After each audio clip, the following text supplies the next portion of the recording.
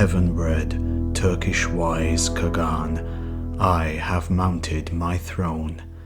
Hear from the beginning to the end of my words, first and foremost, ye, my younger brothers and my sisters' sons, and my young princes, and then all ye, my kindred and my people, ye Shadabit begs on the right, ye Tarkans and Buruk begs on the left, Otus, begs, and people of the Tokus Oguzes, hearken well to these my words. Give close heed to them.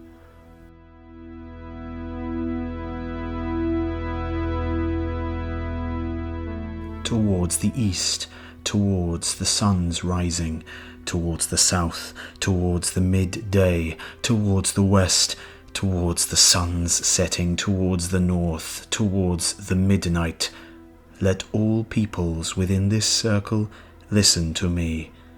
So far around have I disposed all the peoples. So long as the Turkish Qaghan rules in the forest of Mount Otukan without the wickedness of today, the kingdom suffers no ill. To the east I have made campaigns as far as the Shantung plain and almost reach the sea. To the south I have made campaigns as far as Tokus Ersin and almost reach Tibet. To the west I have made campaigns beyond Yenchu Ugus, as far as Tamir Kaping. To the north I have made campaigns as far as the land of the Yerbarikus. To all these lands have I led the Turks. The forest of Mount Otukan has no foreign overlord.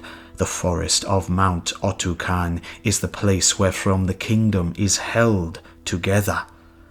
While I have ruled here, I have become reconciled with the Chinese people.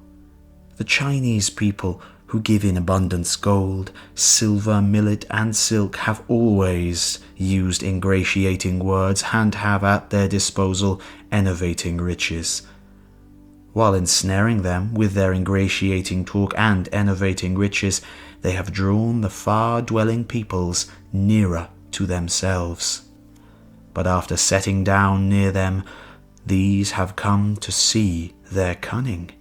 The good and shrewd men, the good and stout men, however, they have not shaken, and even if a man have fallen away from us, they have not succeeded in leading astray the sober ones within his kindred or his people.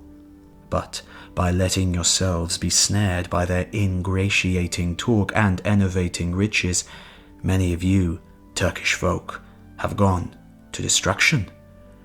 When some among you Turkish folk said, I will settle in the south, but not in the forest of Mount Chugai, but in the plain, then the wicked men encouraged this party among you Turkish folk in this wise. When they are far away, they give bad gifts. When they are near, they give good gifts. Thus did they urge them on. The foolish persons were taken by these words and went down to their neighborhood, whereby many among you have come to destruction. If thou then go forth to that land, O Turkish nation, thou wilt come to destruction. But if thou stay in the land of Otukan and send out caravans, thou wilt never suffer any need. If thou stay on in the mountain forest of Otukan, thou shalt ever hold an everlasting kingdom, O Turkish nation, and thou shalt be full fed. When thou art hungry, thou dost not remember what fullness is, but once thou art full fed, thou hast no thought of what hunger is. Without giving heed to the words of your Qaghan, of him who, thanks to those of like mind among you, has set you on your feet, ye have wandered forth from place to place, and ye have all there languished and suffered need. Those among you that have stayed behind there, all have had to go on from place to life or death, under the will of heaven, and for that it was my high calling, I became Qaghan. After having become Qaghan, I gathered together the whole luckless people, The poor people I have made rich, the people small in numbers I have made a numerous one. Or is there, perhaps, any untruth in these my words? Turkish begs and peoples, hearken unto this. How thou, O Turkish people, hast preserved the kingdom through being obedient. I have here written down how thou hast been divided up when thou wast faithless. I have here set forth all that I had to say to you. I have written down on this everlasting stone. Having obeyed this, ye Turkish peoples and begs now living, ye begs that up to now have been obedient to the throne, could you indeed wish to be found wanting? I have had the memorial stone hewn. From the Chinese emperor I have had artists to come and have set them to work. My request has not been refused. They have sent the Chinese emperor's court painters. I have bidden them set up a separate hall, and inside and out I have had them to make various remarkable paintings. I have had the stone hewn, that which lay in my heart to utter I have had written.